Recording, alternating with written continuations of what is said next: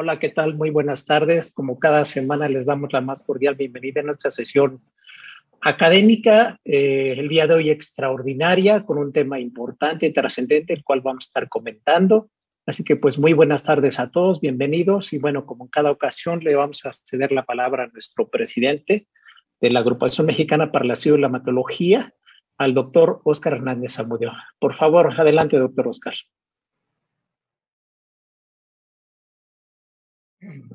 Buenas tardes, gracias doctor Carlos Martínez. Tal como usted lo comenta, el día de hoy vamos a llevar a cabo una sesión extraordinaria, 28 de julio del 2021. Es un tema muy interesante que vale la pena estar pendientes. Es anemia por quimioterapia contra transfusiones.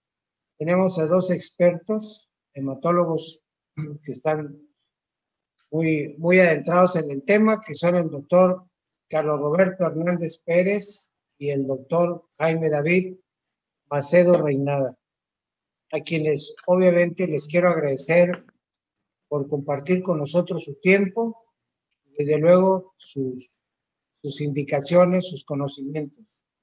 Quiero agradecerle al doctor Carlos Martínez Murillo, muy en especial, por la organización de esta sesión. También agradecerle infinitamente a todos los miembros de la Agrupación Mexicana para el Estudio de la Hematología que se conectan con nosotros semana a semana. Y no quiero dejar pasar en alto el agradecimiento a todos los grupos de Latinoamérica que están muy pendientes de esta sesión. Les agradezco infinitamente y en el momento que el doctor Martínez lo determine. Adelante, doctor. Gracias. Pues muy bien, doctor Óscar, muchas gracias. Efectivamente, el día de hoy vamos a tener una sesión extraordinaria, como cada semana. Y bueno, pues el tema que ustedes pueden ver en pantalla es anemia por quimioterapia. Y bueno, ¿cómo manejar la anemia por quimioterapia? Transfusiones versus no transfusiones. Ese es el dilema y en el cual pues creo que el día de hoy nos vamos a quedar con un conocimiento nuevo, tal vez podemos modificarlo. Y bueno, para eso es el tema que hemos decidido asignar el día de hoy. Así que pues muchas gracias, doctor Óscar. Y bueno, pues ustedes saben que forma parte de nuestra mesa directiva desde México, pero bueno, en realidad nos formamos parte de, por supuesto, de las múltiples organizaciones en América Latina que nos siguen en cada una de nuestras transmisiones. Y bueno, pues ustedes pueden visualizar ahí nuestro presidente, el doctor Óscar, que nos acaba de dar las palabras de bienvenida. Y bueno, pues todo el comité organizador, la mesa directiva que hace posible que llevamos a cabo estas sesiones. Igualmente, enfatizar y seguir promoviendo a través de estas sesiones académicas la Unión Latinoamericana a través de este grupo que es OLA, Organización Latinoamericana de Hematología, Hemostasia y Hemoterapia. Ya lo dijo perfectamente nuestro presidente, el agradecimiento a las sociedades latinoamericanas que nos siguen y cada vez un mayor número. También, por supuesto, en México nos siguen los diversos colegios de hematología que conforman como una especie de federación. Los profesores, por supuesto, en las diferentes escuelas donde se forman especialistas en hematología, pero también el agradecimiento va mucho a aquellos profesionales también de otras ramas afines, como es la parte del laboratorio. Se conectan pues diferentes tecnólogos, el área de química, biología, muchas áreas desde el punto de vista laboratorio, patología clínica y por supuesto otras especialidades que tengan interés en estos temas que pues son afines a muchas áreas. Así que el agradecimiento va para absolutamente todos. Y bueno, algo importante que quiero, por supuesto, hacer conocer como mesa directiva, nos han invitado a este registro de mutaciones de la proteína ABL en pacientes con leucemia mieloide crónica recaída o refractaria a inhibidores de retirosina quinasa. Este proyecto está llevándose a cabo actualmente. La invitación es a todos aquellos que tengan pacientes que cumplan con estos criterios, que se comuniquen directamente al AME y bueno, pues por supuesto que son algunos, muchos estudios que pueden ayudar a los pacientes que estén con estos criterios. Claro, hay que cumplir ciertos criterios, pero creo que en México hay una cantidad importante para poderles hacer este perfil mutacional de pacientes. Así que a través de, nuevamente, de nuestra página para recibir informaciones, igual hemos estado enfatizando este proyecto de la determinación de cadenas pesada de inmunoglobulina para diagnóstico. Entonces, sigue estando disponible todavía las pruebas para aquellos que quieran hacerlo. Y bueno, pues igualmente son pruebas gratuitas que pueden servir para los pacientes. Esto es una mirada breve, rápida de los próximos eventos para que tengan agendados. Y bueno, como ustedes saben, por supuesto que en primer lugar queremos seguir fomentando, publicitando, promocionando, dando a conocer a nuestro 62 Congreso Nacional de la Agrupación Mexicana para el Estudio de la Hematología, 26-30 de octubre, Ciudad de Aguascalientes. Ustedes van a ver ahí el registro abierto. Estamos con el formato híbrido. Un grupo estaremos de manera presencial. Habrá quien decida llevar este evento de manera digital, por supuesto, bienvenidos, y vamos a hacer este formato. Entonces, para que tengan el evento, 95% ya el programa confirmado, así que pues ya pueden hacer sus registros, está abierto. Y también otro evento que es importante hacer difusión es prácticamente estos días, 29, 30 y 31 de julio, la Federación de Hemofilia República Mexicana está llevando el evento que hacen un encuentro académico, es el 24º Congreso de Hemofilia. Ahí ustedes pueden ver las direcciones electrónicas para quien gusten, por supuesto, poder participar en este evento. Igualmente agradecerle al doctor Oscar la difusión de este congreso, su sexta versión es la próxima semana, del 4 al 7 de agosto. Para los que gusten, las inscripciones igualmente están disponibles. Prácticamente programa terminado, es Congreso Hemostasia y Trombosis Online. Tenemos un taller presencial que es el taller de coagulación. En este momento solamente 15 personas son las que van a participar en este taller y los otros van a ser digitales y evidentemente pues vamos a tratar de tocar todos los temas relacionados. Igualmente otro tema, 6 a 7 de agosto, terapias avanzadas en células y genes. Ustedes igualmente pueden ver la información y pueden igual en la página y en nuestras redes seguirlo. Igual forma el Congreso Uruguayo de Hematología, 1 al 3 de septiembre, un congreso que evidentemente vale la pena. Preguntar por las inscripciones y, bueno, pues decir que son de alguna organización hematológica para que esto pueda permitir el acceso. Igualmente el meeting de leucemia, el 9º meeting, igualmente para que ustedes puedan ver las informes y puedan estar al pendiente de este evento. Otros eventos importantes para nosotros, 4 de agosto, que es la próxima semana, tocamos leucemia linfocítica crónica, 25 de agosto, trasplante y mantenimiento de linfoma indolente, 1 de septiembre, mieloma múltiple, luego linfoma Hodgkin. Entonces seguimos con nuestras sesiones académicas en días de que llegan en nuestro congreso anual. Antes de dar a conocer el programa, simplemente decirle a nuestros socios que consulten sus correos, la página, porque bueno, han surgido diversas convocatorias que vale la pena que estén enterados para sus respectivos concursos. Así que pues muchas gracias y bueno, pues evidentemente vamos a dar inicio este tema de anemia por quimioterapia. Transfundimos, no transfundimos.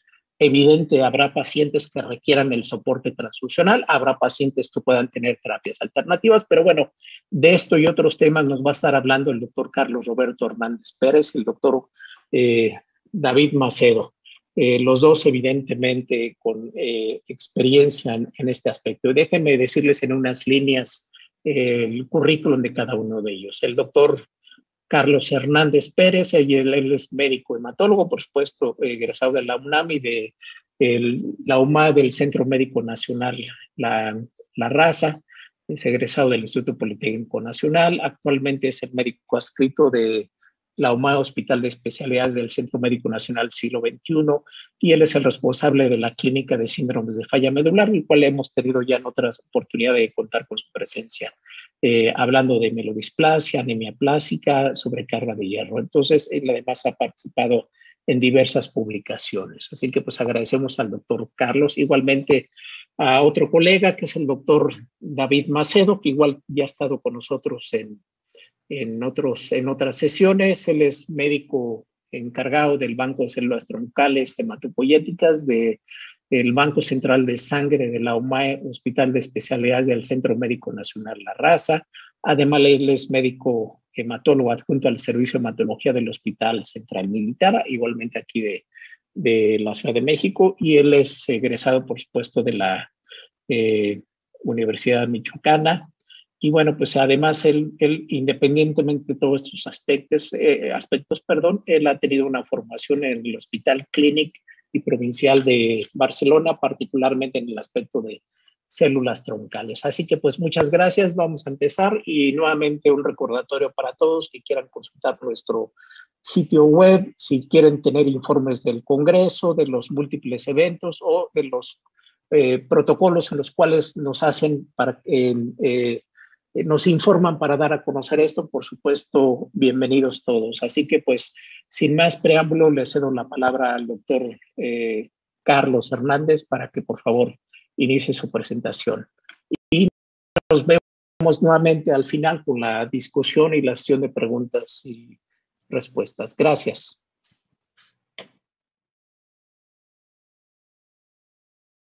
Buenas tardes. Muchas gracias a la AME por la invitación, a Amgen también. Estoy muy contento de estar con ustedes el día de hoy en esta sesión que le llaman extraordinaria.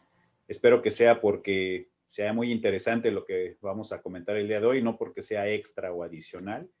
En esta parte yo voy a hablar del tratamiento de la anemia en pacientes con neoplasias hematológicas, con foco especial en los agentes estimulantes de la eritropoyesis.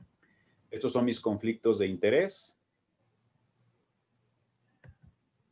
Y en los siguientes minutos vamos a hablar de cuál es la frecuencia de la anemia en las neoplasias de una manera general. Asimismo, el fundamento del tratamiento con estos agentes estimulantes de la eritropoyesis, las indicaciones clínicas aprobadas y las guías clínicas, y la aplicación de estos agentes estimulantes de la eritropoyesis en neoplasias hematológicas. Pero bueno, déjenme comentarles un caso que viví hace unos meses, a inicios del año, en mi hospital. Es una mujer de 74 años de edad que llegó con pancitopenia, 6 de hemoglobina, 1000 de neutrófilos, 10,000 de plaquetas, y que finalmente diagnosticamos leucemia mieloide aguda secundaria a síndrome mielodisplásico.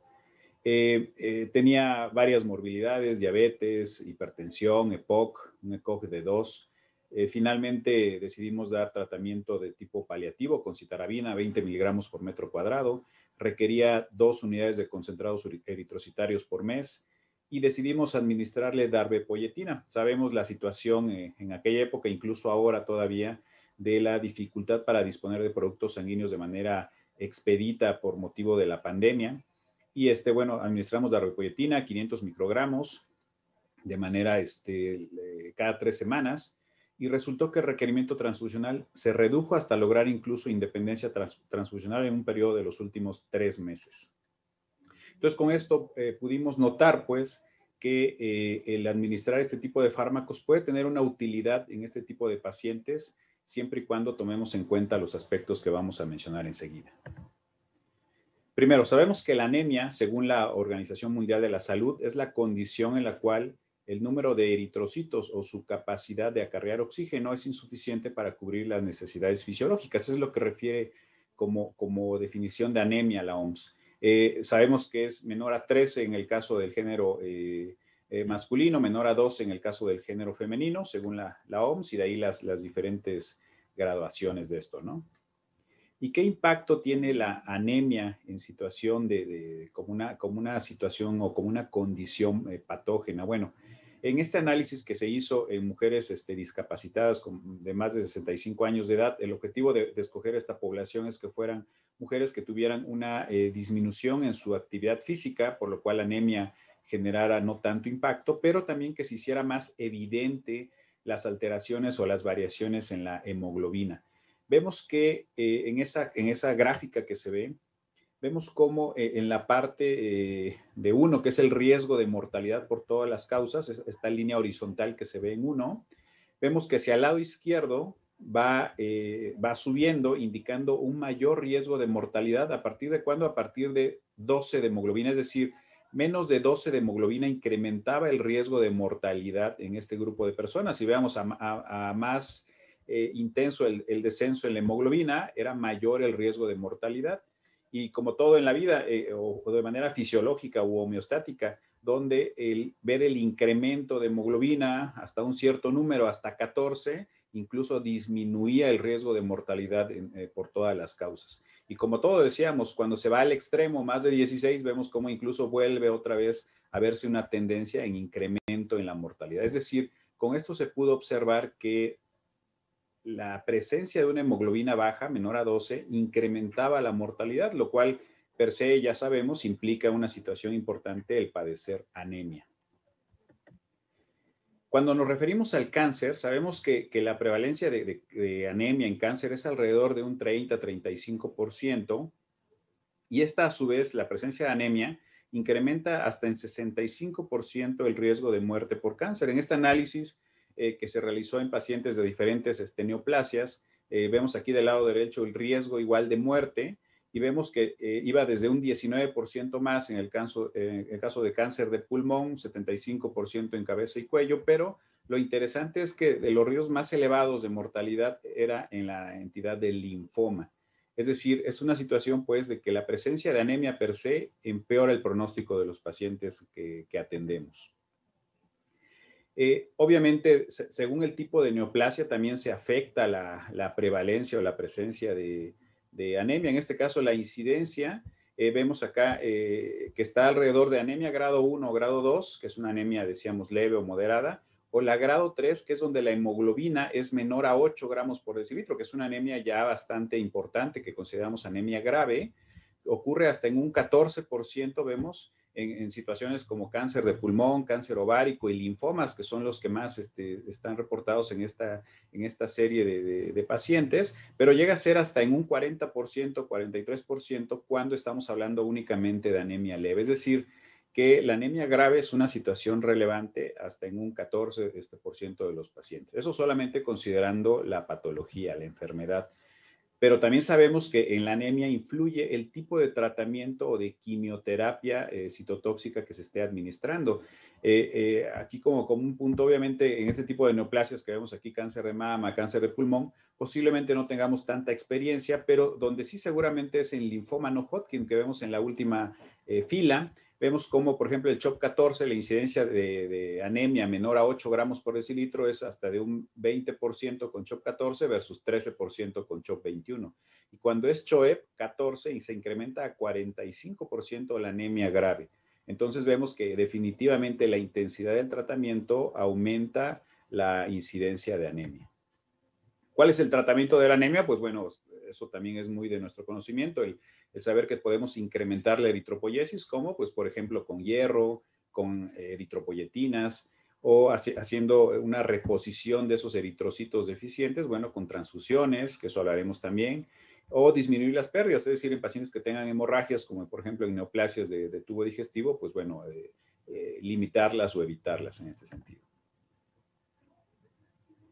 Los agentes estimulantes de la eritropoyesis son sustancias, medicamentos que fueron formulados a través de ingeniería genética basados en la eritropoyetina. Por eso no se les llama eritropoyetinas, ¿no? Nosotros les decimos así de manera, de manera informal, de manera común, pero en realidad el nombre correcto debe ser agentes estimulantes de la eritropoyesis.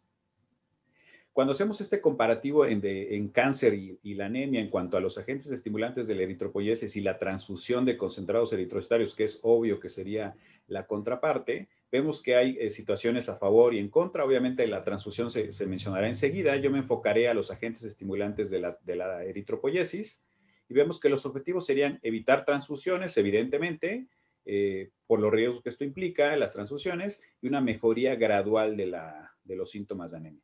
pero obviamente los riesgos que son aquí muy claramente descritos en las guías NCCN es que hay un incremento en el riesgo de trombosis con estos agentes, una posible disminución, ojo que mencionan posible, ya lo mencionaremos más adelante, posible disminución en la supervivencia o un incremento en la progresión tumoral, hipertensión arterial y de manera más rara, aplasia pura de serie roja.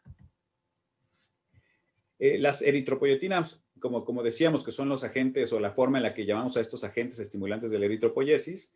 Del lado izquierdo vemos la eritropoyetina recombinante, que en general todas las eritropoyetinas tienen una característica estructural, que es que están formadas por un centro, un núcleo polipeptídico y que está rodeado de carbohidratos. Y estos carbohidratos son los que en realidad le dan la particularidad a cada una de las diferentes eritropoyetinas que conocemos. La eritropoyetina alfa, la eritropoyetina beta, delta, omega, teta, zeta, esas son las eritropoyetinas que conocemos y cada una de estas varía por los carbohidratos que tienen unidos ese núcleo de tipo peptídico. Y obviamente esta situación viene también modificada por el tipo de célula donde se incluye ese gen para inducir la producción de eritropoyetina. La mayoría de las eritropoyetinas que nosotros empleamos de manera ya en la práctica diaria vienen de células de ovario de hámster, por ejemplo, la mayoría de ellas, ¿no? Entonces, del lado izquierdo, la eritropoyetina que conocemos como de manera convencional, vemos la vida media que es de 8 horas por vía intravenosa o se incrementa subcutánea de 20 a 25 horas, entonces sí cambia en dar la subcutánea, por eso se prefiere que sea subcutánea. Y del lado derecho vemos en este caso el ejemplo de las eritropoyetinas consideradas de segunda generación, que es donde se modificó aún más la molécula, se le agregaron 2 cadenas de carbohidratos adicionales y esto incrementó ahí unas situaciones donde se incrementa la vida media. Vemos en la parte de abajo la vida media prácticamente se triplica cuando se agregaron estas 2 cadenas. Y además disminuye la afinidad con el receptor, lo cual parecería que es algo malo, pero en realidad eso automáticamente prolonga la duración del efecto y hace que sean fármacos que se puedan utilizar de manera más espaciada. Este es un ejemplo de lo que estamos hablando de la eritropoyesis y ahorita mencionaré dónde actúan estos agentes estimulantes de la eritropoyesis. Vemos un esquema de la médula ósea, desde la célula tallo, la unidad formadora del brote eritroide, la unidad formadora de colonias, el proeritroblasto, el eritroblasto basófilo, el policromatófilo, el ortocromático y finalmente se elimina el núcleo y se convierte en reticulocito y ese reticulocito finalmente, pasadas unas horas, se convierte en eritrocito.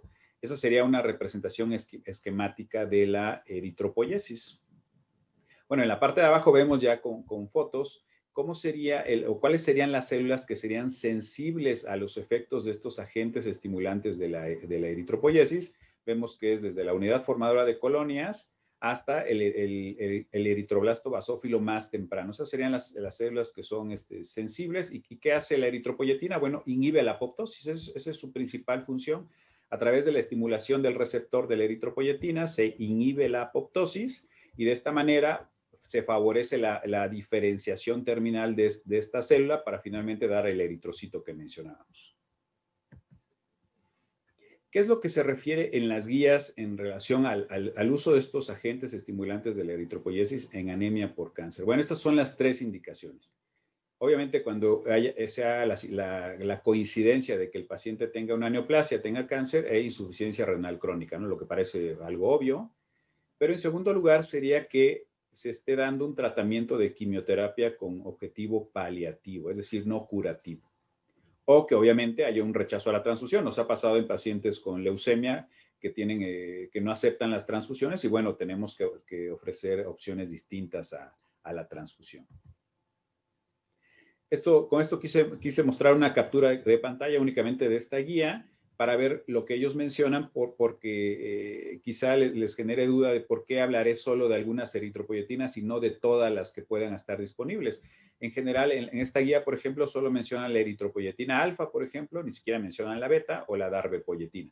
Con las diferentes dosis, aquí solo recalcar que la dosis convencional o de inicio se refiere que es 40,000 unidades cada semana. Y para el caso de la darbepoyetina, la dosis más convencional es 500 microgramos cada 3 semanas.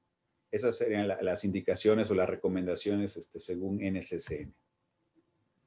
Estas son las recomendaciones según la Sociedad Europea de Oncología. En el caso de que hubiera anemia y cáncer, la primera línea de tratamiento debe ser administrar hierro parenteral, siempre y cuando haya algo que le llaman una deficiencia absoluta de hierro, si es que la ferritina es menor a 100 nanogramos por mililitro, o cuando hay algo que le llaman deficiencia funcional, es decir, cuando la saturación de la transferrina está menor a 20 y obviamente la ferritina es mayor a 100. En ambos casos habría que administrar hierro parenteral. Hay diferentes formas, en general es 1000 miligramos que uno puede distribuir según el compuesto que uno utilice. En segundo lugar, refieren que hay que utilizar transfusiones y en tercer lugar, las eritropoyetinas. Y ellos mencionan que se deben utilizar estos agentes estimulantes de la eritropoyesis en quimioterapia intensiva, con o sin radioterapia, siempre y cuando la hemoglobina sea menor a 10. Y aquí sale un dato ya muy interesante, que la meta de hemoglobina debe ser alrededor de 12 gramos por decilitro. Decíamos que al principio una de las preocupaciones con estos agentes en neoplasias es que pudiéramos estar incrementando la situación de menor supervivencia cuando se administran estos fármacos en cáncer. Justamente el punto de 12 gramos por decilitro fue el que se identificó como el máximo a lograr en este tipo de pacientes. Cuando se supera el 12 de hemoglobina, es cuando justamente se empieza a incrementar la mortalidad relacionada a estos agentes en cáncer. Y en la parte de abajo, otra vez es una captura de pantalla, solo para que vean cuáles son las recomendaciones del grupo europeo, que es la eritropoyetina alfa, la eritropoyetina beta, la eritropoyetina teta. Aquí la teta, la ventaja es que se puede utilizar sin hacer cálculos por kilo de peso, 20,000 unidades una vez por semana y listo. La eritropoyetina Z, que es simplemente la biosimilar de la alfa, por eso vean que las dosis son las mismas, y la darbepoyetina, 500 microgramos que se administra cada 3 semanas, o sea, similar a la guía americana. Esto mostraba cómo es las recomendaciones de las guías ASCO y ASH, que se reunieron en esta publicación de 2019, y mencionaban que para reducir las transfusiones, que ese era el objetivo, se deberían ofrecer eritropoyetinas, solamente para disminuir el número de transfusiones. Otra vez, en neoplasias, en cáncer, sin intención curativa y que tuvieran una hemoglobina menor a 10 gramos por decilitro, y en anemia sin quimioterapia mielosupresora, solo en caso de síndrome mielodisplásico de riesgo bajo y una eritropoyetina menor a 500. Esto lo menciono porque, bueno, aquí ya hacen hincapié en que una entidad que aun cuando no esté recibiendo quimioterapia deba de recibir eritropoyetinas es el síndrome mielodisplásico. Y obviamente con el punto de corte que conocemos, de mayor respuesta si el nivel sérico de eritropoyetina es menor a 500 unidades por litro, las posibilidades de respuesta se incrementan significativamente. Sabemos todos que a veces no es tan fácil tener niveles de eritropoyetina séricos medidos en nuestro paciente. Una manera de acercarse o de tener una idea de cómo está esto es el nivel de hemoglobina. Ya se sabe la correlación que existe entre hemoglobina y eritropoyetina. Una hemoglobina mayor a 8.2 predice que el paciente en un 80 y tantos % de los casos va a tener una eritropoyetina menor a 500. Entonces sería el punto de corte para decidir si a un paciente con síndrome vale la pena iniciarle eritropoyetina. Es decir, que tenga una hemoglobina mayor a 8.2. Y esto fue publicado recientemente como una de esas publicaciones que nos llama mucho la atención, que nos gusta, que el How I Treat de anemia y cáncer, que son las guías ASH recientemente publicadas, donde igual número 1 para anemia y cáncer es hierro, preferentemente parenteral. Ellos dicen que también podemos darlo oral, pero en general parece que es mejor opción darlo parenteral. Otra vez, si hay una deficiencia que le llamamos funcional de hierro, una saturación de transferrina menor a 20%. Número 2, transfusiones. Y otra vez, en tercer lugar, eritropoyetinas. Aquí especifican, ya veremos más adelante, como las guías europeas, que es neoplasias no mieloides, es decir, linfoma, mieloma, leucemia linfocítica crónica son en las que se recomiendan las eritropoyetinas y que no hayan tenido respuesta al hierro y que estemos dando quimioterapia mielosupresora, otra vez paliativa, que esté afectando la calidad de vida. Esas serían las indicaciones para las eritropoyetinas según estas guías.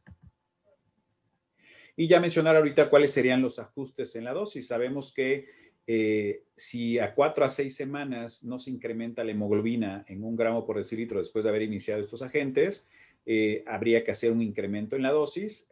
Habitualmente los incrementos son alrededor de un 40%, 50% de la dosis inicial.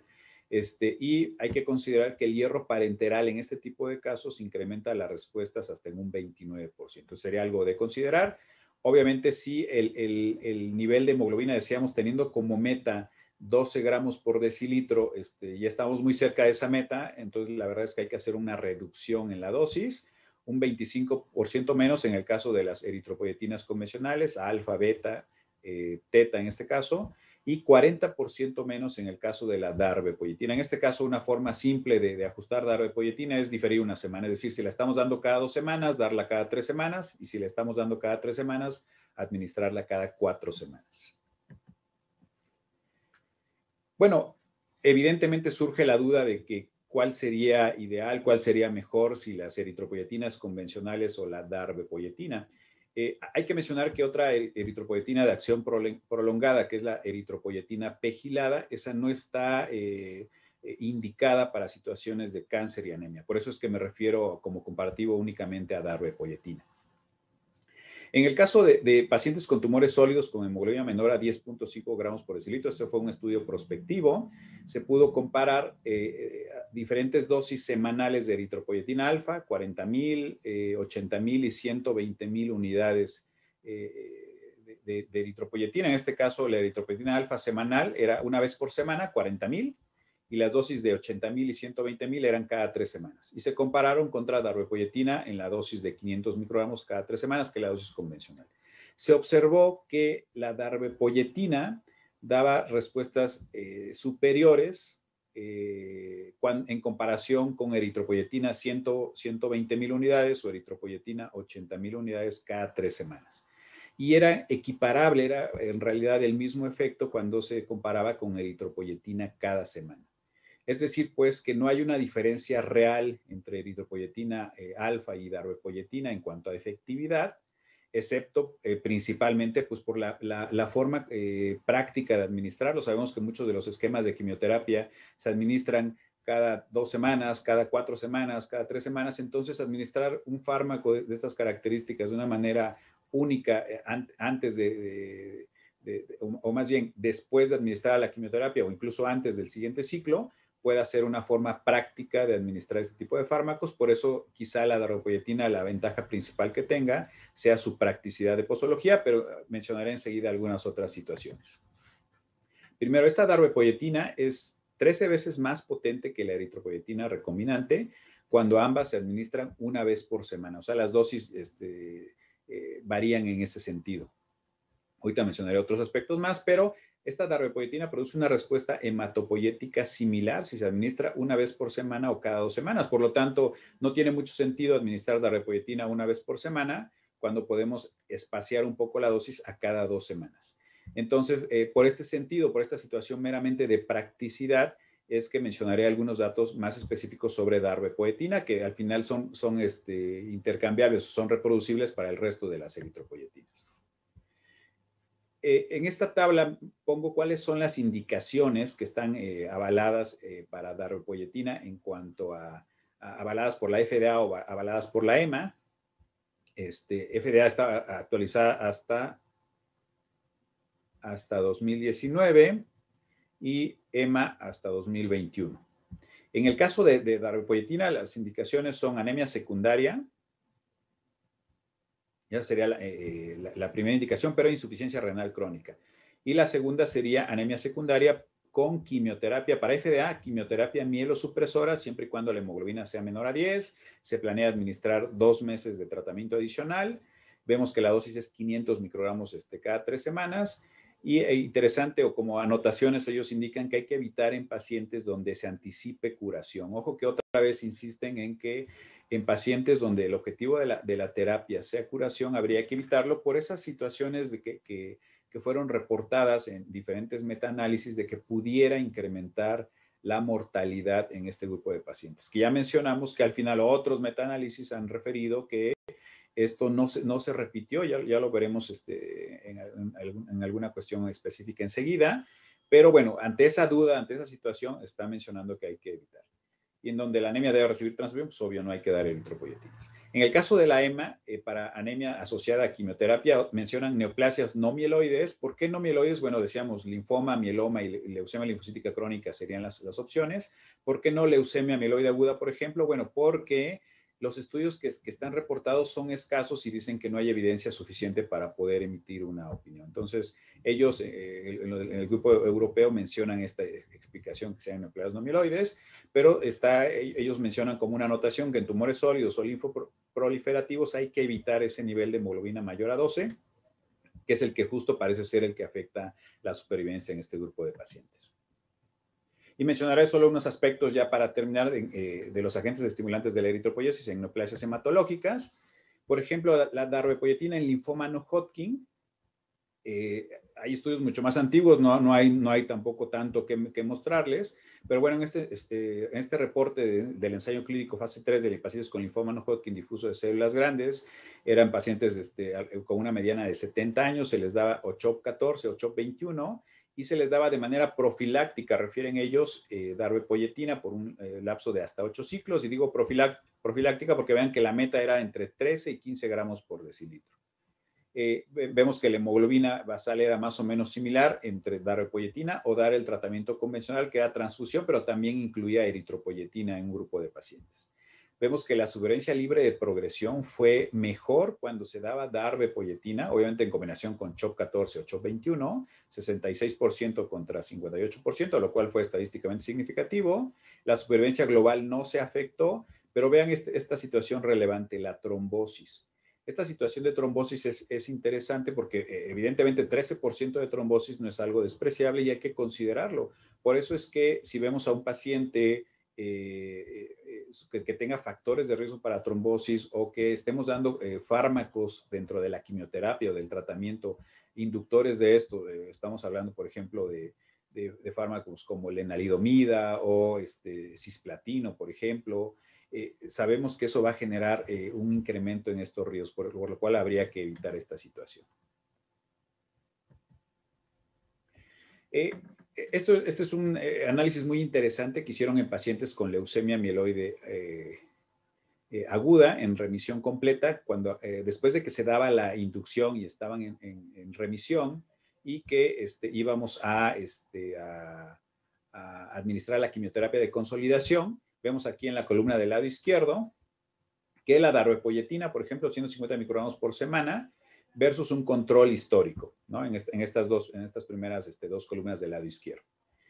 Lo interesante es que vemos que a los que les dieron darbepoetina 150 microgramos por semana, que es como una dosis moderada, no es la dosis más alta, es la dosis como de inicio, vemos que se redujeron las transfusiones de tal manera que después de una mediana de 34 días y 5 dosis de esta estrategia de tratamiento, se logró remisión hematológica en el sentido de no requerir transfusiones en un 83% de los pacientes. ¿Esto qué significaba? Que requerían prácticamente 4 unidades menos por paciente cuando se administraba darbepoetina versus un control que no recibía agente estimulante de la eritropoiesis. Y cuando lo vemos en costos, pues obviamente los costos fueron mucho menores relacionados a la transfusión cuando se administraba darbepoetina versus el no administrar estos agentes. Otra vez, el punto es que un 3% de trombosis, sin embargo, vemos que el comparativo cuando no se administraban agentes estimulantes de la eritropoiesis, pues era prácticamente lo mismo. La misma situación después de un trasplante halogénico, se administró eritropoietina beta, 30,000 unidades por semana, igual es una dosis moderada, no es una dosis alta, versus un control histórico, y vimos otra vez que lograron remisión completa de un 71% después de aproximadamente 6 dosis de estar administrando, o 6 semanas de estar administrando eritropoietina beta.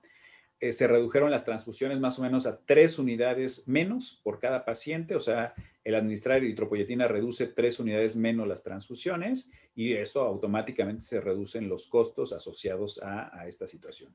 El objetivo de este estudio era evaluar la calidad de vida y se vio que la calidad de vida se mejoraba en estos estudios en este caso es de anemia y de fatiga, van en reducción la afección en la calidad de vida, eso es decir, que va incrementando la calidad de vida tanto en leucemia como en post-trasplante y la supervivencia global no se veía afectada. Lo que decíamos que en realidad hay datos discordantes a favor y en contra de esta situación. Ya para acabar, en síndrome, veremos que en este análisis de síndrome mielodisplásico, el inicio de la respuesta suele ser más lento. Esa es la parte importante de esto, suelen ser 13 semanas. Otra vez con una tendencia a una mejor respuesta con darbepoetina, sin ser estadísticamente significativo, pero obviamente parece que esta potencia de este fármaco parece dar unas mejores respuestas con darbepoetina. En este análisis de un estudio fase 3, donde se comparó darbepoetina versus placebo en síndrome mielodisplásico de bajo riesgo, todos con menos de 500 unidades por litro de eritropoyetina sérica, o sea que sí tenían buena chance de responder. Vemos que la mejoría eritroide ocurrió en 14% versus 0% con el placebo. Ojo, con una dosis bajona que era 500 microgramos cada 3 semanas, ojo, hablando en síndrome mielodisplásico. Vemos acá, se redujeron el requerimiento de transfusiones con darbepoetina. En este caso, aumentó la mejoría eritroide con darbepoetina versus placebo, pero cuando se incrementaba la dosis de 500 microgramos cada 3 semanas a cada 2 semanas, vemos que la respuesta también se incrementaba de manera significativa. En vez de 14%, hasta un 34%, veíamos que no había diferencias en placebo y darbepoetina en cuanto a trombosis, pero lo interesante es que ya cuando se extendía a casi 12 meses el tratamiento, sí se incrementaba la trombosis a prácticamente un 8%. Y estas serían las conclusiones. ¿Cuáles son los aspectos prácticos, pues, para indicar estos agentes estimulantes de la eritropoiesis en neoplasias hematológicas? Bueno, sería quimioterapia paliativa, decíamos, sobre todo linfoproliferativos, linfoma, mieloma, leucemia linfocítica crónica. En leucemias agudas con la intención de evitar o disminuir transfusiones, sobre todo yo diría en leucemia mieloide aguda, que a veces nos da más margen de poder tratar las complicaciones y poder evitar o dar un mayor periodo en casa antes de la siguiente quimioterapia. En síndrome mielodisplásico, idealmente cuando la hemoglobina sea mayor a 8 gramos por decilitro, y obviamente en situaciones donde queramos evitar transfusiones, que en el contexto de la pandemia, ahora sí esto que es muy importante. Algo práctico para hacer el cambio de eritropoyetina a darbepoyetina, vemos que a una mayor dosis de eritropoyetina recombinante se requiere menor dosis de darbepoyetina. Una manera simple es que dividamos la dosis semanal de eritropoyetina recombinante entre 300. Por ejemplo, si utilizamos la dosis de 40,000 unidades semanal de eritropoyetina estándar, lo dividimos entre 300, por semana da como 133. Para 2 semanas, que decíamos que la darbe cada 2 semanas funciona igual que cada semana, sería cambiar a 300 microgramos cada 2 semanas. Entonces, la clave es dividir entre 300 la dosis semanal total y con eso nos podemos acercar a cuánto se requiere por semana de darbe y ajustarlo a cada 2 semanas. Y bueno, pues como verán, estamos en una situación pues donde vemos un problema que es la anemia en un contexto de cáncer, y vemos que pues, los datos son a veces un tanto complicados, pareciera que sí, pareciera que no habría que usar agentes estimulantes de la eritropoiesis, pero a mí me parece que más bien tenemos una oportunidad para poder ofrecer ese pequeño margen donde sí pueden ser útiles estos medicamentos. Ahora con la pandemia nos estamos dando mucho cuenta de esta situación del requerimiento o de la gran necesidad que tenemos del banco de sangre. Entonces yo creo que seleccionando bien al paciente podemos obtener buenos resultados. Y pues muchas gracias.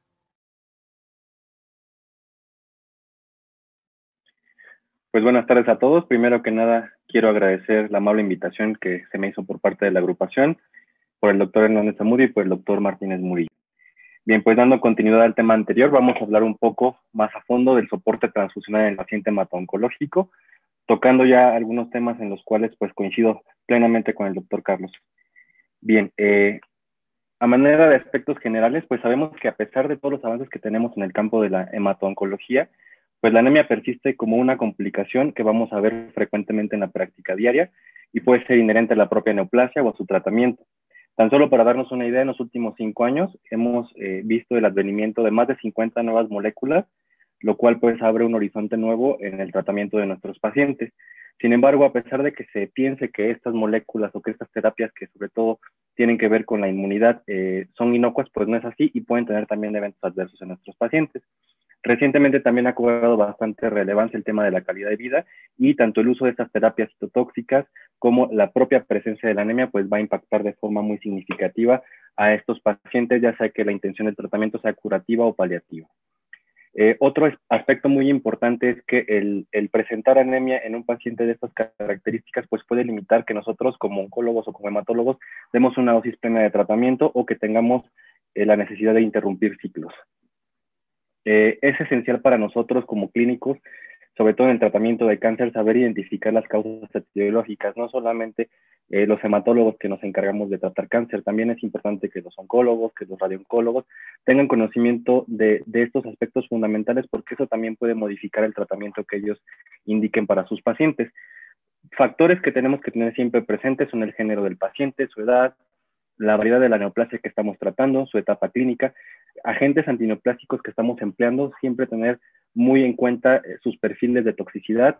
El paciente generalmente puede tener también alguna comorbilidad o alguna medicación concomitante que pueda modificar un poco la pauta del tratamiento, por lo tanto siempre tener estos aspectos en mente. Como ya se comentó en la presentación pasada, pues para nosotros definir una anemia asociada a cáncer tenemos que atribuirla directamente a la neoplasia subyacente o al tratamiento que está recibiendo el paciente. Estas clasificaciones que ya todos conocemos de la OMS pues, también han sido modificadas por FDA, sobre todo porque se considera la anemia como un evento adverso de la quimioterapia. Y aquí solamente recalcar que en el grado 4 ya no estamos hablando de una cifra de hemoglobina. No tenemos que basarnos nunca en una cifra de hemoglobina para transfundir a un paciente. Tener simplemente que tenemos que tener en cuenta las consecuencias fisiológicas que pueden comprometer la vida del paciente o requerir una intervención urgente, pues ahí sí tendremos que indicar una transfusión. Como una mnemotecnia para recordar cuáles son los principales mecanismos fisiopatológicos para la producción de la anemia en cáncer, tenemos estas tres palabras en inglés, drug, box y diseases. Estas tres palabras nos van a ayudar a inferir cuál es la causa o cuáles son las causas, porque pueden estar presentes más de una, las cuales están conllevando la anemia en nuestros pacientes. Igual que el estudio de cualquier anemia, podemos clasificarlas por anemias que están secundarias a un defecto en la producción o eritropoyesis ineficaz, hemólisis o hemorragia. Los tres aspectos, los tres mecanismos fisiopatológicos pueden estar presentes inclusive de manera simultánea en el paciente con cáncer. A su vez, estos tres grandes grupos los podemos subdividir y podemos encontrar que dentro de estos tres mecanismos podemos encontrar como mecanismo fisiopatológico ya sea el uso de drogas, la infección o enfermedades o trastornos asociados, que son la mnemotecnia que ya comentamos. Bien, aquí esta diapositiva es un poquito compleja, no quisiera detenerme tan a detalle, pero quisiera que ustedes vean cómo en la propia fisiología de la homeostasis del hierro, de la eritropoiesis, vienen inherentes también todos los mecanismos fisiopatológicos de la producción de anemia en cáncer. Sabemos que para la producción de eritropoyetina es esencial el factor inducible por hipoxia, que a su vez va a estar en relación con la polihidrolasa. La polihidrolasa va a conferir actividad o la va a suprimir dependiendo de la presencia o ausencia de oxígeno. En presencia de oxígeno, mediante la interacción con la proteína de von Hippel-Lindau y el propio oxígeno, pues el factor inducible por hipoxia 2-alfa va a ser ubiquitinizado, degradado y de esta manera no estimulará su transcripción a nivel génico para la producción de eritropoyetina. En caso contrario, cuando hay hipoxia, este factor inducible se va a multimerizar, va a entrar al núcleo y se va a transcribir a la proteína que ya hemos comentado. Sabemos que esta eritropoyetina pues va a tener un efecto deleterio sobre la eritropoiesis, también ya se comentó. Sin embargo, en algún momento puede haber un defecto en la producción. Hay pacientes que reciben terapias citotóxicas y no están exentos de tener una falla renal, ya sea transitoria o alguna falla renal crónica. Y también el uso de agentes estimulantes de eritropoiesis, como ya se mencionó, puede tener algún efecto sobre el crecimiento tumoral. Esto es relacionado sobre todo al receptor de la efirina beta 4, en el cual se ve que las células neoplásicas pueden expresar receptores para esta eritropoyetina mediante este receptor de la efirina y señalizar para poder inducir angiogénesis y de esta manera promover crecimiento tumoral y metástasis. Comentamos que en algún momento las terapias utilizadas o algún factor inherente al paciente puede causar hemólisis y destrucción de los eritrocitos, lo cual pues, puede ser un factor contribuyente de la anemia. Recordar que durante la eritropoiesis que se produce en una situación de estrés, por ejemplo, una recuperación post-quimioterapia, existe esta hormona que es la eritroferrona que va a inhibir la producción de epsidina. Sin embargo, en algún momento el cáncer pues produce mucha inflamación. Sabemos que la producción de interleucina, el factor de necrosis tumoral, directamente va a inferir sobre la producción de epsidina. Y recordar también que fisiológicamente la epsidina va a condicionarnos una deficiencia de hierro funcional. Es decir, a pesar de que el hierro puede estar presente en nuestras reservas del sistema retículo endotelial, pues no va a ser exportado adecuadamente para una adecuada eritropoiesis. Esto sucede también en la membrana del enterocito, por lo tanto, también la hepcidina puede tener un efecto inhibitorio en la ferroportina del enterocito y de esta manera tener de forma concomitante una deficiencia de hierro absoluta o una deficiencia de hierro funcional, porque no vamos a estar absorbiendo el mineral y tampoco lo vamos a poder utilizar se encuentra ya dentro de las reservas del sistema retículo endotelial. Solo por poner algunos ejemplos, algunos fármacos que van a inferir sobre todo en la producción, pues van a ser la terapia mielosupresora o la terapia de quimioterapia en general. Podemos también tener esta complicación en radioterapia. Esto muchas veces no se toma en cuenta, no se atribuye a que un paciente que recibió radioterapia pueda tener inclusive aplasias prolongadas. Algunos fármacos que pudiéramos pensar que son muy específicos de alguna patología, como son los inhibidores de tirosinquinasa y también cuyo mecanismo de acción tiende a ser puntual, pues también pueden retrasar la maduración de los progenitores eritroides. Y como comentábamos, la inmunoterapia, a pesar de ser terapia blanco, no está exenta de causar complicaciones como inflamación. El uso de polifarmacia, de antibióticos, la propia quimioterapia, inmunoterapia o inmunoglobulina intravenosa o algunos otros suplementos que muchas veces el paciente omite en su historial clínico, pueden aumentar el riesgo de hemólisis o de anemia hemolítica mediada por estos fármacos, sobre todo por la producción de aptenos. Puede haber también pérdidas inadvertidas. El paciente con cáncer frecuentemente está anticoagulado o está antiagregado y puede haber pérdidas gastrointestinales inadvertidas, lo mismo por el uso crónico de analgésicos en el contexto de los cuidados paliativos o los mejores cuidados de soporte, y también algunos otros suplementos alimenticios pueden tener un efecto deleterio sobre la coagulación. En el caso de defectos en la producción ocasionados por bacterias, sobre todo en el contexto de pacientes trasplantados, también podemos tener citomegalovirus, parvovirus, pacientes con trasplante renal, con trasplante hematopoyético, que a veces va de la mano de una neoplasia hematológica o no hematológica. También la presencia de algún virus de inmunodeficiencia o la propia infección por el Helicobacter pylori, que sabemos que también va a causar un sangrado microscópico crónico que puede traducir deficiencia de hierro.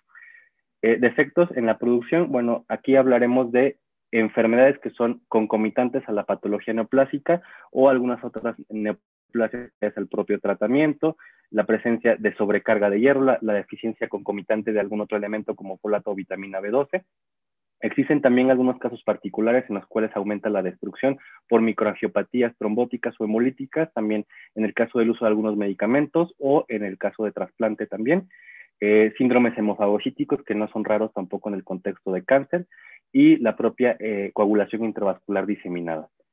Pérdidas crónicas ocultas, pues por algunas otras neoplasias que estén a lo mejor no diagnosticadas, flebotomía frecuente, los pacientes se someten frecuentemente a toma de muestras, malformaciones arteriovenosas, angiodisplasias, por ejemplo, que a veces no las consideramos como una causa común y pueden estar concomitantemente con la neoplasia, la propia menstruación en las mujeres, y pues el paciente oncológico que también en ocasiones se somete a cirugías o a procedimientos invasivos.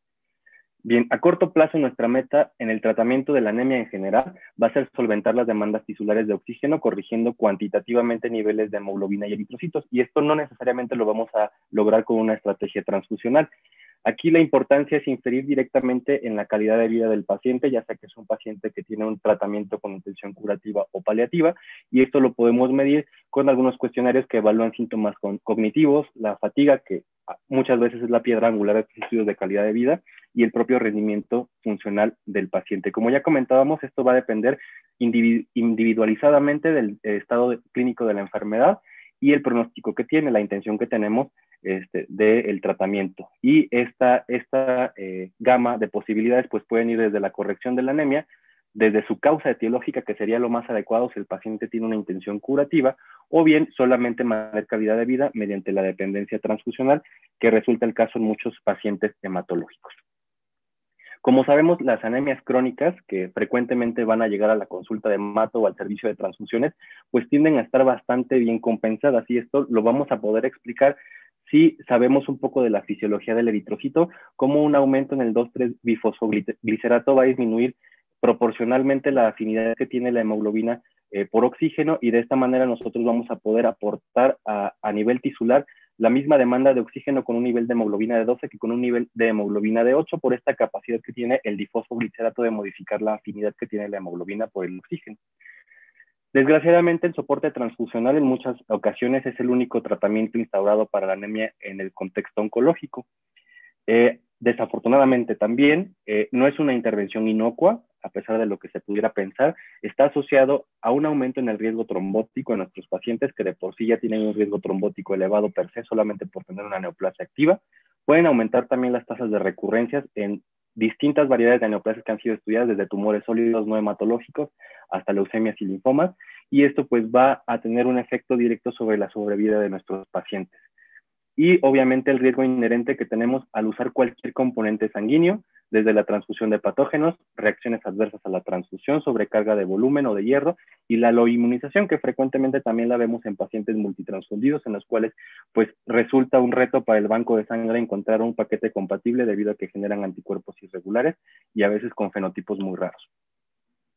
Si comparamos el soporte transfusional con otras terapias, por ejemplo, el uso de hierro parenteral, que está plenamente indicado en anemia y cáncer, va a haber una gran cantidad de complicaciones proporcionalmente mayores en comparación con terapias alternativas.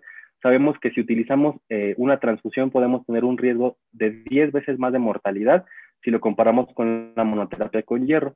Por lo tanto, siempre tenemos que guiarnos por triggers clínicos para indicar una transfusión. Otra cosa importante, ya hablamos que el paciente con anemia y cáncer puede tener de forma concomitante deficiencia de hierro. Pudiéramos llegar a pensar que al estarle transfundiendo un concentrado eritrocitario podemos también solventar esta deficiencia de hierro, ya que sabemos normalmente que un concentrado eritrocitario va a tener alrededor de 1 miligramo de hierro elemental por mililitro, pero hay que tener en cuenta que este hierro que vamos a transfundir dentro de los hematíes pues va a tener una pobre biodisponibilidad. No va a ser hasta que el hematíe transfundido cumpla su ciclo de vida, que este hierro puede estar disponible para el sistema retículo endotelial y su reciclaje y la producción de nuevos eritrocitos. La vida media de un hematíe transfundido pues puede ser tan larga como hasta 90 días y de esta manera pues no estaremos tratando de forma inmediata la deficiencia de hierro. Otro aspecto importante es que no nos tenemos que guiar con una cifra de hemoglobina, como ya comentamos.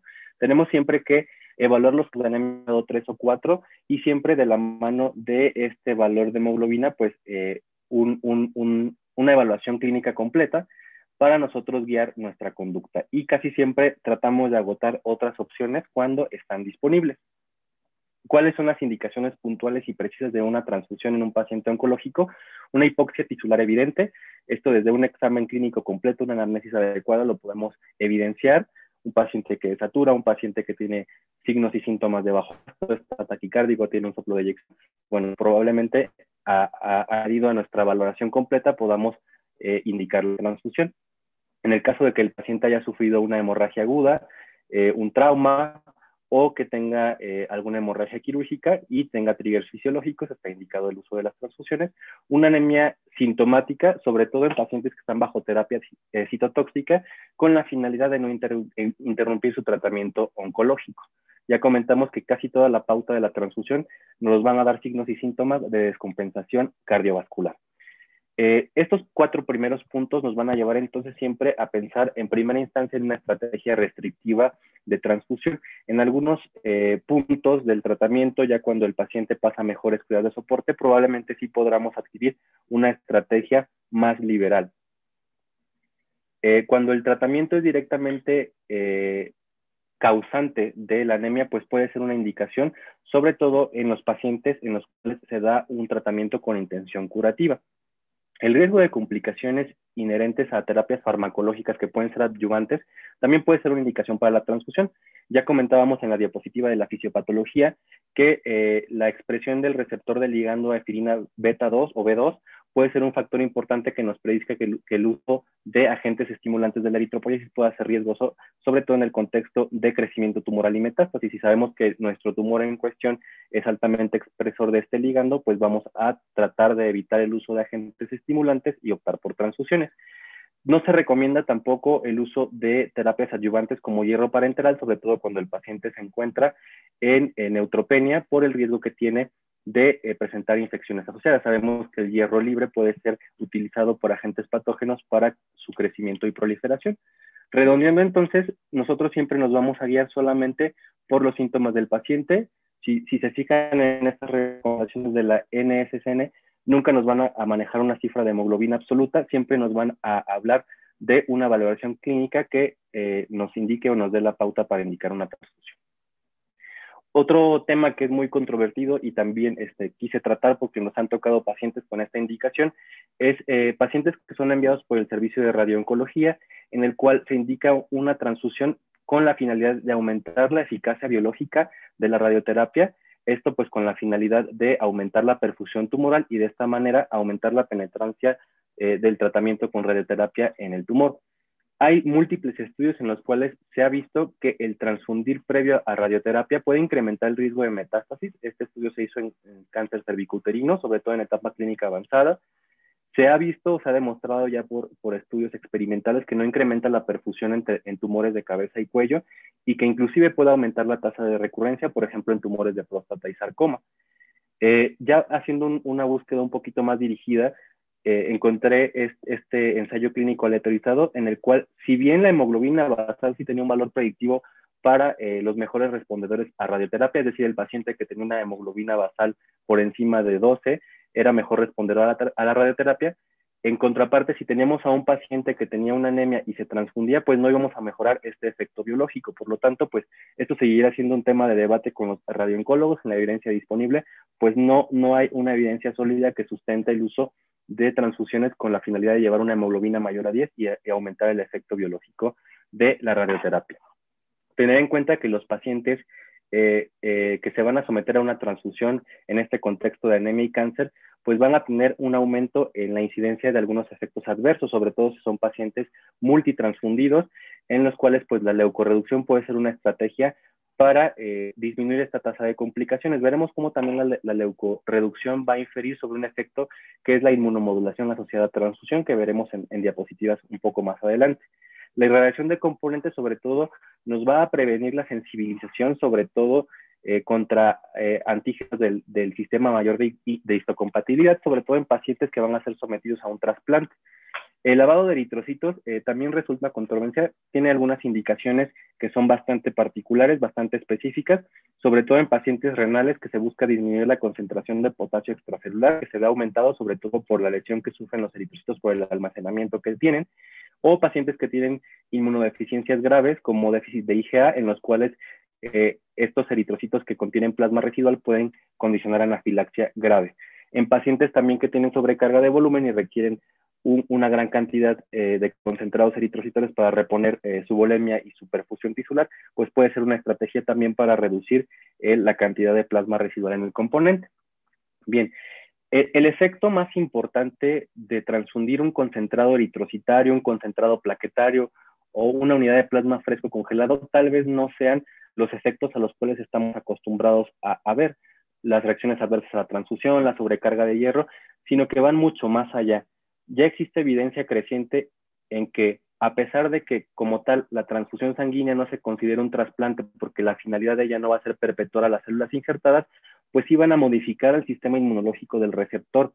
Esto se ha denominado inmunomodulación relacionada a la transfusión y no es otra cosa que un conjunto de reacciones biológico-inmunológicas que van a culminar en la inmunosupresión. Y sabemos que la inmunosupresión en un paciente que per se ya tuvo un fallo en su respuesta inmune para poder detectar la neoplasia que lo está afectando, pues vamos a tener un efecto negativo sobre la propia neoplasia. Este efecto va a estar mediado principalmente por la presencia de restos apoptóticos y leucocitos residuales del componente. A pesar de que mi componente se encuentre leucorreducido, va a haber una carga importante de leucocitos residuales que a lo mejor ya no me van a condicionar una sensibilización, ya no me van a condicionar reacciones adversas evidentes clínicamente, pero sí a largo plazo no me van a poder modificar la respuesta inmunológica. Dentro del concentrado eritrocitario, del plasma, de las plaquetas, pueden ir también diluidas citocinas que puede que estuvieran presentes en el donador, que no se hizo una selección adecuada del donador, o también se pueden generar durante el procesamiento. Toda esta lesión celular que ocurre en el almacenamiento de las unidades, pues se debe a que, a pesar de que tratemos de emular las condiciones fisiológicas del organismo en una bolsa, que contiene al componente sanguíneo, pues no van a ser condiciones exactamente iguales. Tan solo la temperatura de almacenamiento va a condicionar que estas células que se encuentran dentro de nuestra unidad comiencen a liberar citocinas, comiencen a sufrir apoptosis o comiencen a desprender micropartículas. Estas micropartículas y vesículas extracelulares en gran medida son responsables de los mecanismos fisiopatológicos de esta inmunomodulación. Estas vesículas también pueden contener hemoglobina unida a ellas, o la hemoglobina puede encontrarse libre, y sabemos cuáles son los efectos deleterios de la hemoglobina libre a nivel intravascular. ¿En qué se van a traducir todos estos cambios? En supresión de células citotóxicas, lo cual pues va a inferir negativamente en la respuesta inmune ya de por sí pobre de nuestro paciente oncológico, va a disminuir la actividad fagocítica, va a liberar a su vez también prostaglandinas que funcionan como inmunosupresoras, va a inhibir la producción de interleucina 2, que tiene un papel importante en la activación de los fagocitos también, y va a inducir la inmunotolerancia, una inmunotolerancia que de por sí ya está presente entre el sistema inmunológico del individuo y las células neoplásicas. Y vemos cómo esto no solamente es exclusivo de componentes que pensaríamos que tienen células, como los concentrados eritrocitarios, que tienen una carga de leucocitos residuales, sino también los concentrados plaquetarios, que también van a involucrar la producción de micropartículas y la producción de mediadores, sobre todo factores de crecimiento, que modulan la respuesta inmune o que pueden tener un efecto directo sobre el crecimiento tumoral. El plasma, a pesar de que tenga un contenido residual celular bastante pobre o bastante pequeño, pues aún así puede inducir la producción de citocinas que van a inferir sobre la inmunomodulación. Esto se ha visto desde que se estudió la anemia en el contexto de cirugías oncológicas. Se vio que en múltiples escenarios clínicos, el tener un componente con contenido residual de leucocitos aumentaba tanto la tasa de mortalidad como la tasa de complicaciones infecciosas, y esto se hizo comparándolo con transfusión autóloga o con unidades que fueron leucorreducidas o leucodepletadas. Esto sobre todo se va a deber a los antígenos del complejo mayor de histocompatibilidad y el efecto que van a tener en la inmunidad adaptativa. Sabemos el papel de la HLA en la presentación de péptidos, y también aquellos relacionados con la inmunidad innata, que son sobre todo factores solubles. ¿Cuál es la alternativa para tratar de reducir la incidencia de estas complicaciones? Pues una leucorreducción prealmacenamiento. Muchas veces con la finalidad de disminuir esta incidencia o esta sensibilización, echamos manos de filtros que a final del día no van a servir para nada, debido a que estos filtros han sido diseñados para dejar pasar a los eritrocitos, están en el rango de 10 nanómetros, un eritrocito tiene un volumen aproximado de 9 nanómetros, y todas las partículas que sean más grandes a ellas pues van a ser filtradas. Sin embargo, como ya vimos, la elección por almacenamiento va a condicionar que se liberen microvesículas, que se liberen citocinas, que se liberen fragmentos celulares, y todo eso va a contener los elementos necesarios para desencadenar esta inmunosupresión, y un filtro no va a servir para nada. Por eso siempre el procedimiento para la leucorreducción tiene que ser ya sea directamente en la extracción, que sea un procedimiento realizado por aféresis, o que se haga el procesamiento antes del almacenamiento de la unidad lo más pronto posible. Otra cuestión importante es que a pesar de que hagamos leucorreducción, no vamos a reducir uniformemente todas las poblaciones celulares. Hay linfocitos pequeños que pueden tener el rango de tamaño de un eritrocito y pues irse a pesar de estas técnicas de leucorreducción. Y ya dijimos sus partículas celulares, que son las vesículas extracelulares, o todos sus productos, que son partículas mucho más pequeñas y obviamente van a escapar de estos mecanismos de leucorreducción.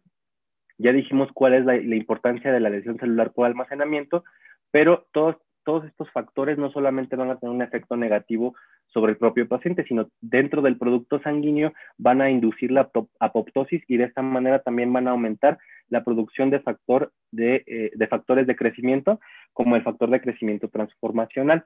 Una célula que es inducida o que es estimulada por estas citocinas o por estos factores de crecimiento va a sufrir cambios preapoptóticos. En su membrana citoplasmática sufre un flip-flop de los fosfolípidos, y estas lisofosfatidilcerinas, que son las que se traslocan de la parte citoplasmática de la membrana citoplasmática, van a tener un efecto también negativo, sobre todo al inducir respuesta inmunológica y activar la coagulación.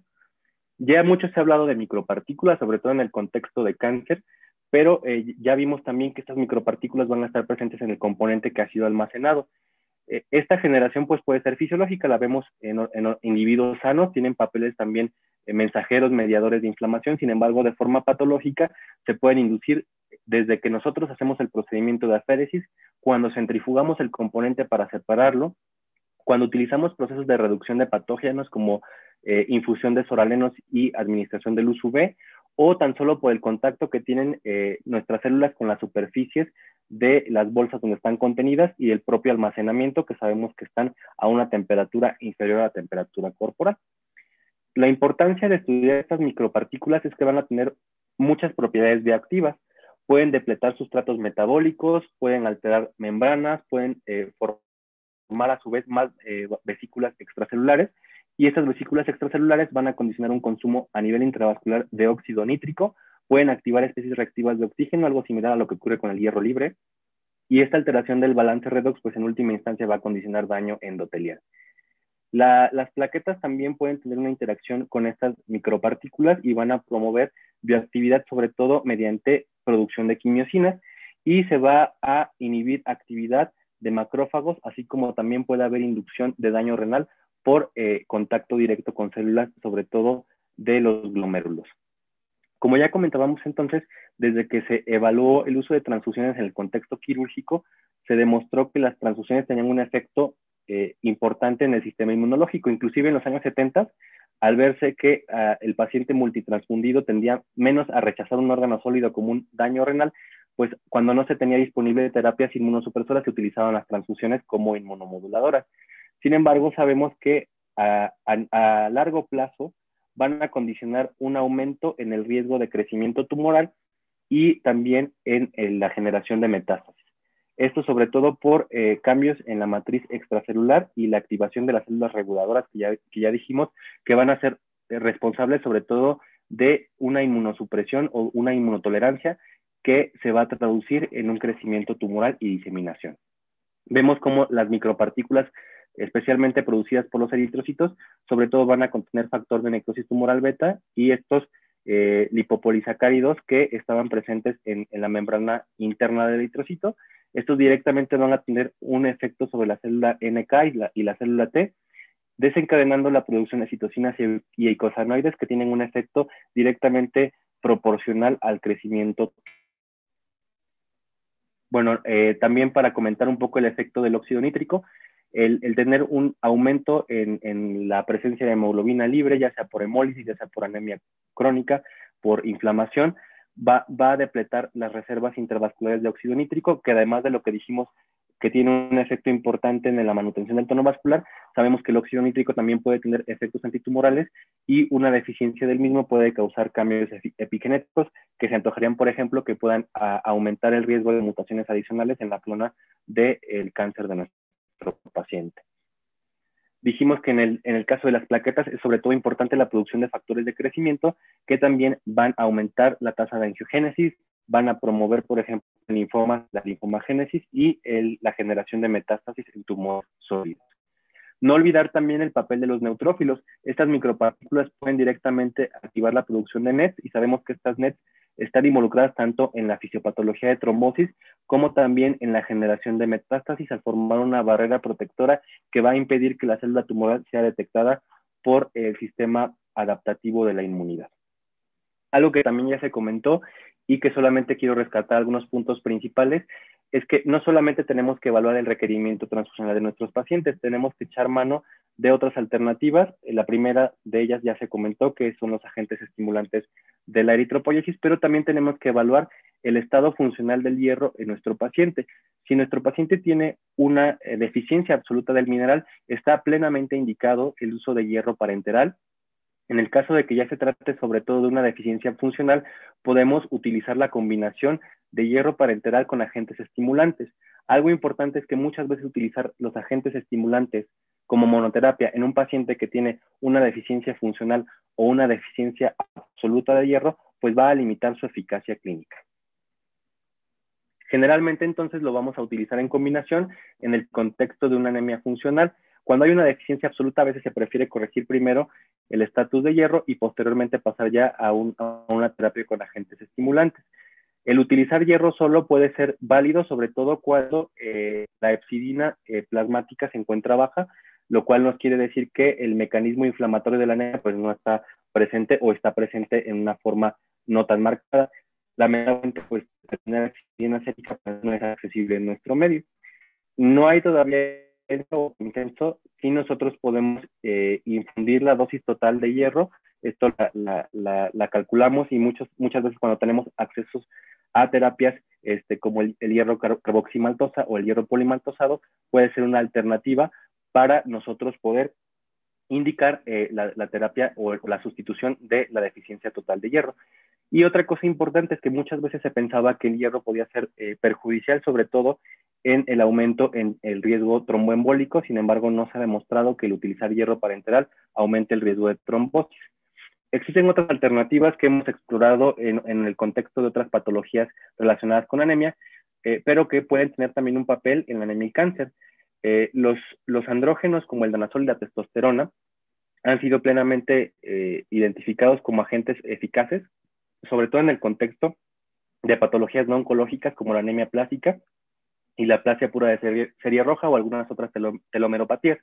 Ya hay varios clínicos que hemos utilizado estas terapias, a pesar de que muchas veces se encuentran en off-label, pero con buenos resultados. Y esto pues explica sobre todo porque vamos a inferir sobre todo en la producción de hepcidina a través de sus vías de señalización, que son la proteína morfogénica del hueso y SMAP. Y algo importante que comentar es que solo pocas patologías neoplásicas han tenido ensayos clínicos que evalúan la eficacia de estos andrógenos como mielofibrosis en fases tempranas. Entonces, de momento, pues no podemos indicarlo de forma sistemática, se tendrán que hacer más ensayos clínicos. Se sabe también que el ácido ascórbico puede tener un papel importante en la anemia por deficiencia de hierro refractaria a hierro, sobre todo porque este ácido ascórbico puede inducir la producción de una matriptasa que se produce normalmente en estas mutaciones en el contexto de herida. También hay una regulación por la escisión de la hemoglobina que también tiene que ver sobre la señalización y puede ser utilizada como una alternativa en pacientes que tienen una deficiencia funcional de hierro y no respondieron adecuadamente a la terapia con agente estimulante de la eritropoiesis y el hierro parenteral. Otra vez es necesario tener estudios aleatorizados porque no hay evidencia del uso de ácido ascórbico en cáncer. Y existen otras terapias que se antojan todavía más inaccesibles a nuestro alcance porque aún se encuentran en investigación y su costo pues será también un poco elevado. Tenemos a los inhibidores del dominio de prolihidroxilasa, o el roxadustat, los cuales van a incrementar la producción del factor inducible de hipoxia y el efecto que tendríamos sería muy similar al administrar eritropoyetina exógena, debido a que aumentaría en 10 a 20 veces la producción de la eritropoyetina endógena en el paciente. Hay trampas de activina que ya se han estudiado y que han tenido buenos resultados en algunas patologías como beta-talasemia y comienzan a estudiarse sobre todo en mielofibrosis y en síndrome mielodisplásico de bajo riesgo. Aparte que la inflamación es un mecanismo importante de producción en la anemia por cáncer, el utilizar antagonistas de hepcidina en ensayos clínicos pues, ha resultado en una pobre respuesta, y esto es porque el antagonizar la hepcidina va a tener un efecto bastante transitorio que no va a lograr traducirse en una respuesta clínica. Y también el antagonizar la producción de hepcidina de aguas arriba en la señalización de la proteína morfogénica del hueso, pues aún se encuentra en pañales y en investigación. Bien, ya para concluir, podemos decir que dada la complejidad del paciente hemanto-oncológico, pues no existe la prevención que se considere un estándar de oro. En algún momento determinado la transfusión puede ser una buena opción, los agentes estimulantes, el uso concomitante de hierro o, si es posible, tratar de resolver la causa que desencadenó la anemia. Aumentar el enrolamiento de pacientes en ensayos clínicos, porque tenemos varias opciones terapéuticas que todavía no se han explorado en el campo de la anemia del paciente oncológico. Y algo muy importante, que muchas veces la indicación de una transfusión va de la mano de yo querer tener un alivio sintomático en mi paciente. Sin embargo, ya múltiples estudios han demostrado que la mejoría de la calidad de vida no se va a lograr con solamente corregir la anemia. El paciente oncológico pues va a ser un paciente bastante complejo. Ya con el advenimiento de nuevas terapias como agentes estimulantes de la eritropoiesis que tienen un efecto nulo sobre la eferina 4, pues podremos utilizarlos ya de forma un poco más generalizada, con una mayor confianza y con un menor riesgo de progresión de la enfermedad. Pero aquí siempre tendremos que virar hacia identificar las causas contribuyentes de la anemia y de esta manera nosotros tener un enfoque dinámico. No va a ser lo mismo tratar a un paciente que está en prediagnóstico cuando está en una fase de tratamiento intensivo en el cual se utiliza terapia citotóxica y que tiene múltiples complicaciones, o un paciente que ya se encuentra en remisión. Tenemos siempre que evaluar la necesidad de combinar una o más estrategias de tratamiento y si el paciente tiene una persistencia o un agravamiento de la anemia, pues siempre reevaluarla. En nuestro medio, pues la transfusión continuará siendo una herramienta que se indica de forma juiciosa y de esta manera pues va a proveer una oportunidad al paciente para continuar su tratamiento y mejorar su calidad de vida si lo hacemos de forma adecuada. Tenemos que tener en cuenta, como ya se comentó en la plática pasada, que la accesibilidad de los componentes sanguíneos pues, puede estar comprometida por situaciones emergentes como lo fue esta pandemia. Muchas veces también los pacientes, a pesar de que tengan acceso a un banco de sangre, a lo mejor el banco de sangre no tiene las herramientas para tener una unidad compatible porque el paciente ya es multitransfundido, está sensibilizado y de esta manera pues siempre habrá que virar a otras opciones que irán siempre de la mano de la clínica de nuestro paciente.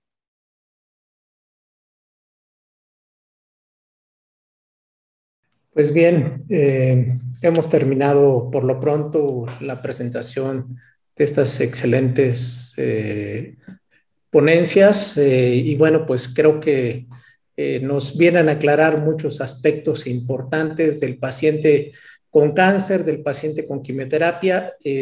Yo creo que la idea es tratar de tener una indicación más justa, más precisa, ponderando, por supuesto, el riesgo que se tiene el paciente, pero también los beneficios. Yo creo que ese es el aspecto más interesante de esto, saber que cuando es necesario hay que transfundir un paciente, pero también la otra faceta que seguramente a todos nos ocurre y sobre todo muy ligado al área de la hematología. A veces creo que en esta área existe un abuso en la parte del soporte transfusional, ¿no? Pero bueno, creo que la sesión del día de hoy nos viene a reubicar, creo que a todos, nuevamente en conceptos prioritarios y creo que de las dos partes explicados, la parte de la fisiopatogenia que tiene esto, los riesgos que conlleva y también las alternativas que se tocaron perfectamente. Y antes de pasar a la sesión de preguntas, comentarios, pues la verdad es que es muy grato este tema que creo que pocas veces se ha tocado, particularmente en estas sesiones que hemos tenido, pues tenemos más de 700 personas enlazadas, tanto en la plataforma como en Facebook Live. Y bueno, pues agradecer, como ya al principio lo dijo nuestro presidente, por supuesto el doctor Óscar Hernández Zamudio, pues a todos los de América Latina. La verdad nos da mucho gusto saber que hay un número importante de personas que nos siguen, casi 100 personas, entre ellas agradecerles, por supuesto, a las colegas de Bolivia, de Cuba, que cada vez igual nos da mucho gusto y también mandarles un saludo, de Perú, de Ecuador, de Paraguay, de Colombia, que nos mandan saludos, igualmente saludos, de Argentina, Costa Rica, Guatemala, Honduras, Venezuela, Uruguay, Nicaragua, de Guyana y del Salvador, muchas gracias. Y por supuesto, en México, por supuesto, pues de los más numerosos es Michoacán, Estado de México, Jalisco, Puebla, Nuevo León, Oaxaca, Veracruz y Chiapas. Así que pues muchas gracias a todos. Y bueno, pues tenemos aquí algunas preguntas. Y que bueno, una de las preguntas fundamentalmente para el doctor Carlos es en relación a una pregunta que hicieron es ¿qué tanto influye el aspecto nutricional en un paciente que está con eritropoyéticos? ¿Influye o no influye? Es indistinto en este aspecto. Y el otro aspecto relacionado, y creo que lo comentaron, pero vale la pena comentarlo, el aspecto hemodinámico relacionado al paciente, ¿no? Porque, bueno, a veces sí vemos que el paciente tiene una anemia, pero bueno, es importante y creo que lo tocaron en este aspecto, considerar la parte hemodinámica. Si quieres hacer algún comentario, doctor Carlos, por favor. Sí, la verdad es que el aspecto supongo que se refieren a la caquexia relacionada a cáncer, o la hipoalbuminemia como algo más simple, en realidad no está referido como un punto que afecte la respuesta de manera significativa a los estimulantes de la eritropoyesis. En realidad Lo único que sí está muy claro es la situación esa de reponer hierro o hacer una reposición de alguna sustancia hematínica que llamamos, que pudiera estar relacionada. Pero en cuanto a nutricional, específicamente como caquexia, no está descrita en cuanto a estimulantes de la eritropoiesis.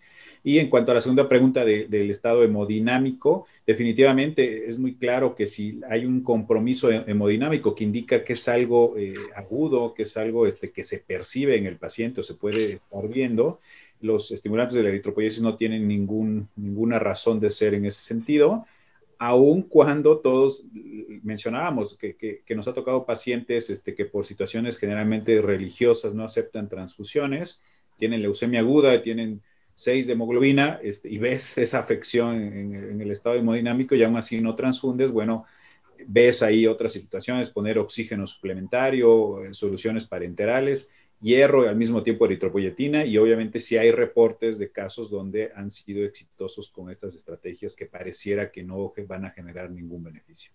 Gracias, Carlos. Y otra pregunta igualmente relacionado, bueno, se habla mucho de cifras y sabemos que a veces esto genera controversias, se puede o no estar de acuerdo, pero bueno, hay una relación, una pregunta y creo que es interesante aclararlo, Carlos, en relación a los niveles de hemoglobina.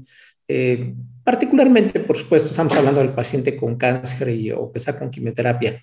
¿Sería conveniente llevar un paciente con estas características o incluso el paciente que pudiera tener una nefropatía de hemoglobinas mayores de 11 gramos?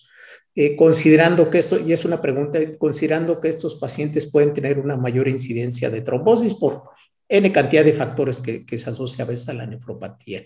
Y considerando que además de esto, pues el paciente tiene otros factores de riesgo. La pregunta en concreto, digo, fue en todo un contexto.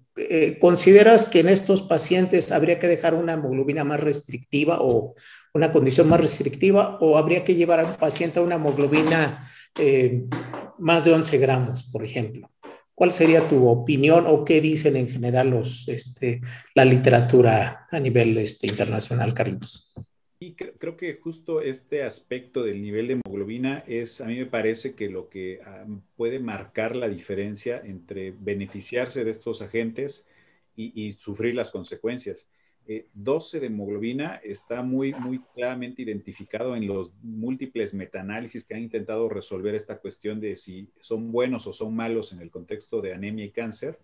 Y 12 de hemoglobina es mayor de ese número, inmediatamente incrementa la mortalidad, obviamente disminuye la supervivencia con factores que están relacionados, inclusive posiblemente relacionados a la misma trombosis como otro factor que está relacionado a este nivel de hemoglobina. Por lo tanto, cuando hay anemia y cáncer y agentes estimulantes, debe de ser menor a 12. Incluso en varios análisis se han mencionado que si tenemos un target, un objetivo de hemoglobina menor a 12, automáticamente sí funcionan estos medicamentos y deberían ser considerados no como veíamos ahí tercera línea o algo así, sino incluso como una primera línea en este contexto cuando sabemos que la quimioterapia va a dar anemia. Ahora, en cuanto a la combinación de anemia en cáncer y la combinación con insuficiencia renal crónica, efectivamente, digo, es una muy mala suerte que ocurran ambas situaciones. Y ahí las metas cambian, porque obviamente en insuficiencia renal crónica la meta es mayor a 12 gramos por decilitro, pero otra vez debe de prevalecer la meta de cáncer, es decir, estar entre 10 y 12 de hemoglobina me parece que es el objetivo cuando intentamos tratar anemia relacionada a cáncer, entre 10 y 12 de hemoglobina sin superar 12. Vale, muchas gracias, Carlos. Bueno, pasamos ahora a algunas preguntas al interesante tema que también nos dio el doctor David.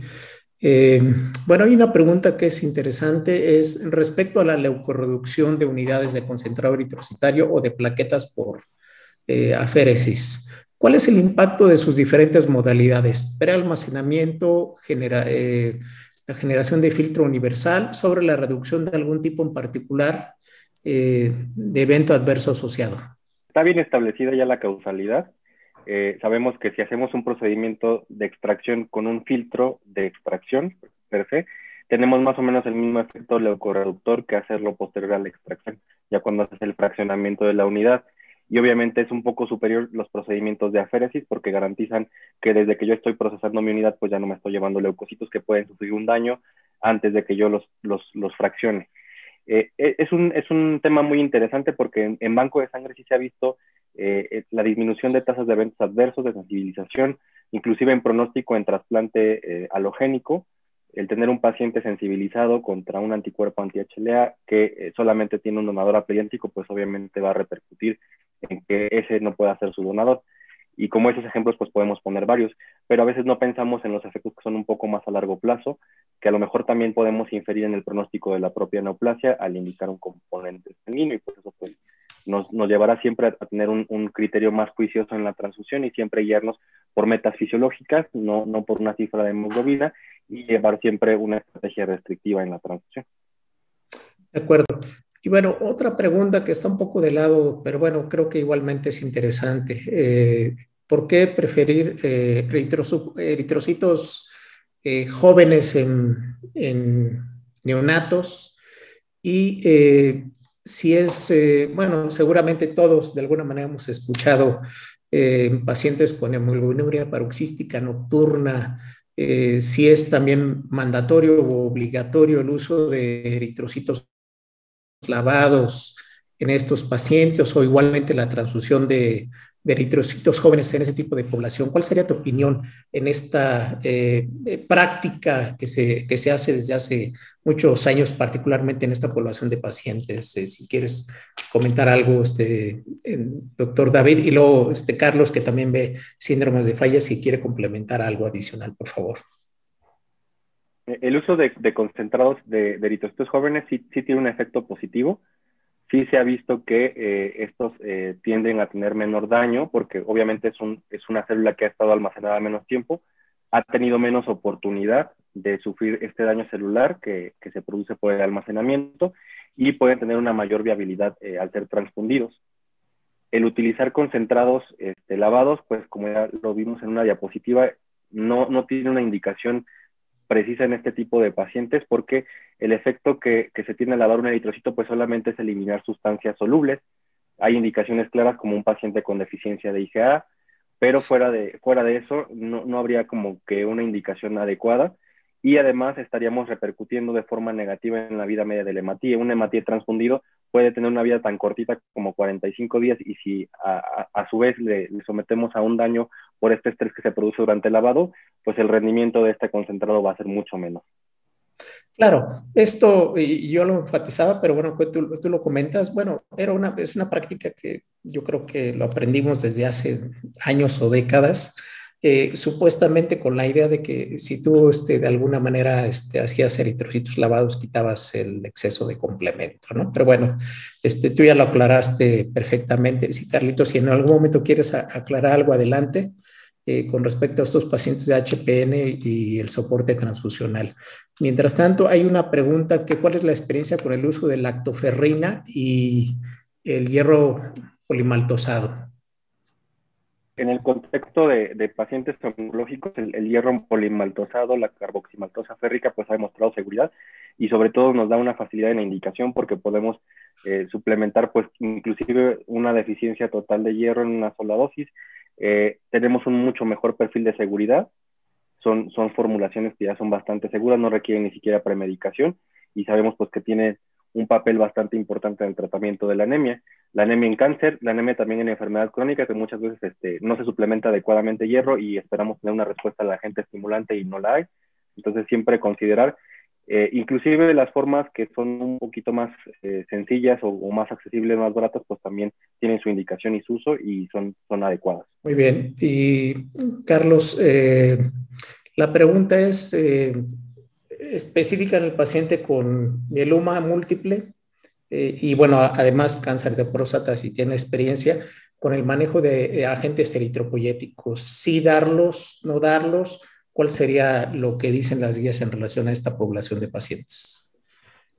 Sí, curiosamente, digo, es llama mucho la atención cómo las guías especifican, específicamente las de Europa, que los agentes estimulantes de la eritropoyesis deban utilizarse en neoplasias no mieloides, refiriéndose a las linfoides, obviamente.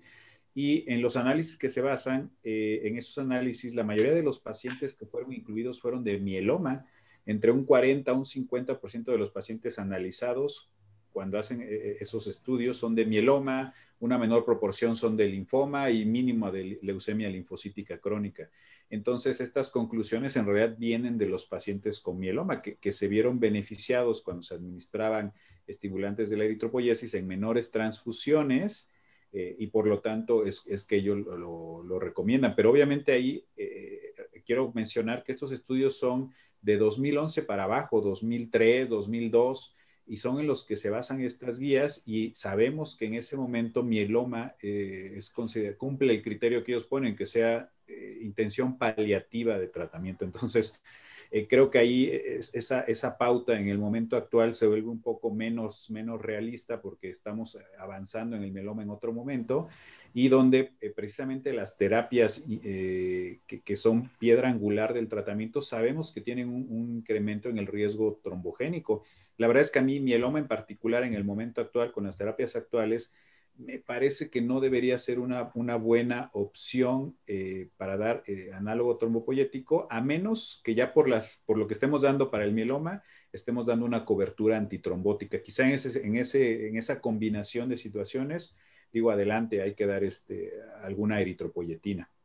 En cuanto a cáncer de próstata, está referido a que sí es de las que tiene un incremento en la mortalidad relacionada a la anemia, pero el beneficio de estos estimulantes de la eritropoiesis parece que es en esas neoplasias donde es un poco mayor el beneficio que el perjuicio, donde es muy obvio el daño o más bien el incremento en la mortalidad general relacionada a estos agentes estimulantes de la eritropoiesis. Parece ser que es neoplasia de mama, neoplasia de cabeza y cuello, como las principales. Pero otra vez, me parece que el punto es que es estudios donde incluyen objetivos metas de hemoglobina muy altos, y por eso decíamos que si no superamos el 12, efectivamente vamos a lograr el objetivo de ayudar al paciente en disminuir costos, en favorecer que no se retrase la quimioterapia. Entonces yo creo que en ese sentido, entonces en próstata en realidad es de las neoplasias que no se ve gran efecto de esta situación, por lo tanto es una buena opción de tratamiento, pero además hay que considerar que luego ahí existe mucha combinación por las pérdidas sanguíneas que suelen ocurrir, que hay que atender la situación de la deficiencia de hierro en ese contexto. Bueno, aprovechando esto, hay una pregunta que con esto ya quiero concluir, prácticamente creo que abordamos todo. ¿Es necesario, es imperativo? Tú lo aclaraste, Carlos, pero bueno, vale la pena yo creo que para todos, y de hecho es una pregunta. En todo paciente que va a recibir agente eritropoyético, ¿es necesario dar suplemento de hierro? Vale la pena que nuevamente enfatizaras los criterios, por favor, Carlos. Sí, en realidad no debe ser universal. Mencionaba las guías porque ellos dicen, número 1, hay que dar hierro a todos y de manera genérica. Obviamente las guías, como dicen, nos orientan, pero no hay que tomarlas de manera así definitiva. Creo que a todos nos ha pasado, sobre todo en neoplasias hematológicas, incluso con toxicidades muy intensas de las quimioterapias, que generamos una mielosupresión severa, que la situación del hierro, siempre la ferritina suele estar muy elevada. Es habitual que no veamos deficiencia ni absoluta ni funcional del hierro en las neoplasias que nosotros atendemos. Por eso, específicamente en neoplasias hematológicas, me parece que no debería ser un universal dar hierro antes de que eritropoyetina. En tumores sólidos, ahí sí parece ser que esta deficiencia funcional es algo más prevalente, y por lo tanto sí sería conveniente ahí sí apegarnos a evaluar el hierro, y si sale bajo, transfundir hierro parenteral. Deseamos 1000 miligramos es la dosis habitual, por eso la conveniencia de esa presentación de hierro carboximaltosa, porque pues, te permite administrar justo esa dosis en una sola intención, y enseguida dar los estimulantes de la eritropoiesis, con un objetivo, decíamos, muy limitado en cuanto a qué tanto vamos a elevar la hemoglobina. Entonces, no sería habitual dar la combinación, no en neoplasias hematológicas, sí posiblemente en tumores sólidos. Vale, pues muchas gracias. Me gustaría, David, que si quisieras concluir, yo creo que el tema es muy importante, 1 o 2 minutos de conclusión general del tema que nos hiciste el honor de presentar, por favor, doctor. Pues en el contexto del tratamiento de los pacientes oncológicos siempre vamos a recurrir en algún momento a la transfusión, ya sea para garantizar la continuidad del tratamiento del paciente, en algún caso de descompensación en la cual evaluamos que el paciente sí tiene un requerimiento hemodinámico del componente, o ya en el papel que tenemos en los cuidados paliativos, pero pues siempre tener en cuenta todo el perfil de riesgo, siempre valorar riesgo-beneficio, considerar que es un paciente con riesgo trombótico, que es un paciente que a mayor cantidad de transfusiones acumuladas, pues tenemos un mayor riesgo de eventos adversos, y pues cómo vamos a inferir o cómo vamos a modificar en el pronóstico de su tratamiento al indicar transfusiones. Siempre guiarnos por la clínica del paciente y tratar de optar por otras alternativas. Hay un dicho que no sé si esté mal dicho, pero a veces se dice que la mejor transfusión es la que no se hace. Yo quisiera cambiarlo, olvidarlo más bien, porque la mejor transfusión es la que se indica de forma adecuada y con la evidencia que nos respalda. Muy bien, doctor Carlos, ¿quieres concluir con algo adicional a lo que ya comentaste, por favor? Sí, bueno, pues primero muchas gracias por la invitación. Segundo, la verdad es que lo que les mencionaba al final de mi presentación, que se ve un panorama difícil porque veíamos por qué no dar estimulantes de la eritropoyesis en anemia y cáncer. El doctor Macedo decía, ¿por qué no dar transfusiones en la misma situación? Entonces te quedas con un punto, entonces, ¿qué sí puedo dar? Yo creo que la situación es individualizar el caso. Como veíamos, no es tan simple, no podemos ser tan genéricos, decir a todos sí o a todos no. Me parece que hay que individualizarlo. Hasta ahorita, basándonos en guías y para pegarnos luego a las aseguradoras y a cosas de ese tipo, me parece que hay que limitar estimulantes de la eritropoyesis en situaciones no curativas, con quimioterapia intensa. Me parece que ahí, síndrome mielodisplásico evidentemente, o cuando queramos evitar transfusiones. Esas serían las conclusiones, y obviamente transfusión debería ser la estrategia de tratamiento cuando el objetivo del tratamiento sea curación. Claro, pues yo creo que los dos concluyen en el hecho de que hay que personalizar al paciente. Hay muchas circunstancias que rodean a cada uno de los pacientes. En un paciente quedará llevar al paciente en una situación hemodinámica estable. Creo que todos de alguna u otra forma en el ámbito de la hematología hemos visto pacientes que llegan y bueno, sería exagerar 2 gramos de hemoglobina. A veces nos ha tocado un poquito menos y llegan hasta caminando, ¿no? Pero bueno, ya hablamos de circunstancias muy especiales en ese aspecto. Ese paciente, bueno, pues obviamente llevarlo a 10 gramos, bueno, pues aquí sería una exageración. Entonces, yo creo que sí es importante, y los dos concluyen, creo que las partes de la individualización. Hay pacientes que se benefician con agentes eritropoyéticos, hay pacientes que se van a beneficiar con una transfusión bien indicada y justificada. Aquí muchas gracias. Muchas gracias a todos. Doctor Oscar, pues te cedo el micrófono para que tengas a bien a concluir esta excelente sesión. Doctor Carlos Martínez, muchísimas gracias. Quiero agradecerles obviamente nuevamente al doctor Carlos Roberto Hernández y al doctor Jaime David Macedo. Excelente charla, creo que fue de mucho provecho. Y a todos los que estuvimos escuchando, creo que les sacamos mucho beneficio. Les agradezco infinitamente el que hayan compartido nuevamente con nosotros su tiempo y sus conocimientos. Quiero agradecerle nuevamente a todos los miembros de AME porque se conectan con nosotros, y a todos los grupos que ya mencionó el doctor Martínez, todos los grupos latinoamericanos que ya se dieron cuenta ustedes la importancia que generó esta plática. Eso es muy elocuente. Agradezco también a 2 personas muy importantes dentro de la agrupación que están en el área administrativa, que es la maestra Jimena Castro y a la licenciada Montserrat de la Teja por la logística en la realización de la sesión. También agradecer a Amgen, Laboratorios Amgen, por su patrocinio, que es fundamental.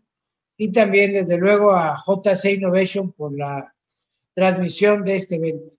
Les agradezco nuevamente a todos, muchas gracias, y les deseo que pasen una feliz tarde, noche. Y gracias nuevamente. Carlos, gracias. Hasta pronto.